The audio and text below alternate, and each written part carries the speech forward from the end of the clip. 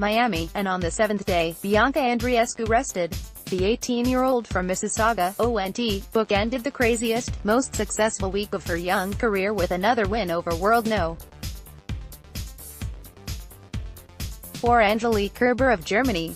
Canada's Bianca Andreescu is assisted by a trainer early Sunday during a medical timeout at her Miami Open tennis match against Angelique Kerber of Germany. She was assisted by a trainer on 2 other occasions during the match, Gaston De Cardenas, the Associated Press. This one came early Sunday morning in the third round of the Miami Open. It was a rematch of the BNP Paribas Open final from a week earlier, when Andreescu won her first career premier mandatory-level tournament on the WTA Tour. There were words of praise from Kerber after the Canadians' win at Indian Wells. But in Miami, there was some drama. Both Andreescu and Kerber were trending on Twitter in Canada on Sunday morning.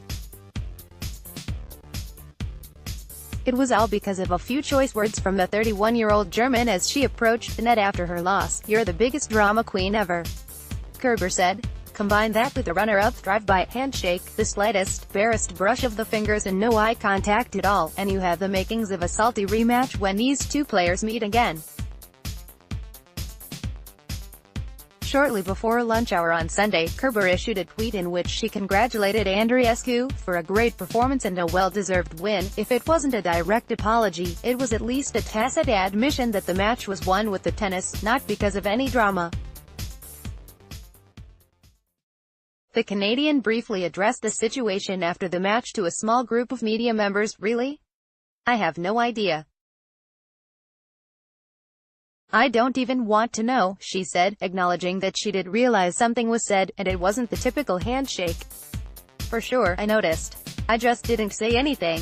Andreescu added, "The handshake itself wasn't all that unusual, but the choice words were quite rare."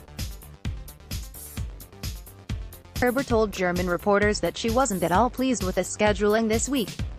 After a first round bye, the former world number 1 and current number 4 was relegated to the small, noisy Court 6 for her second round match.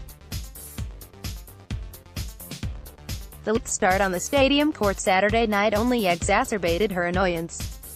The match was scheduled for a not before 9:30 p.m. start, but a long day session and a 3-set win by David Ferrer over No. 2 men's seed Alexander Zverev meant the match didn't start until 11:18 p.m. Kerber had injury issues of her own to worry about, with a thick wrap around her left upper leg. Combine those elements with the notion of losing to a teenager twice within a week, and her post-match mood was grim. At times Saturday, Kerber almost appeared to be giving the match away to her younger opponent. Down 6-4, 4-1, Kerber rallied just long enough to win the second set. Although her movement appeared compromised at times, I did feel that a bit. So I kind of fed off of that, Andreescu said of Kerber's fluctuating intensity level. "I think I really deserve to be where I am right now. I've been working really hard, and hopefully I can keep it up." It wasn't clear what Kerber was upset about in the Andreescu match. The Canadian took a medical timeout after 7 games to receive treatment on her right arm. The trainer returned on 2 other occasions to work on the arm and shoulder area. Andreescu's plan for Sunday was to catch up on sleep and get plenty of treatment for her various aches and pains. She'll play No. 21 seed Anett Kontaveit of Estonia in the 4th round on Monday.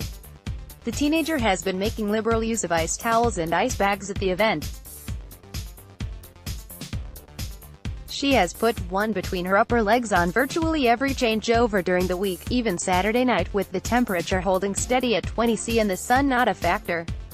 Andreescu, the world number 24, would need to reach the final to break into the top 20. The highest seed left in her quarter of the draw is No. 13 Caroline Wozniacki after top-seeded Naomi Osaka suffered an upset loss Saturday. Andreescu defeated Wozniacki en route to the Auckland final at the start of the season.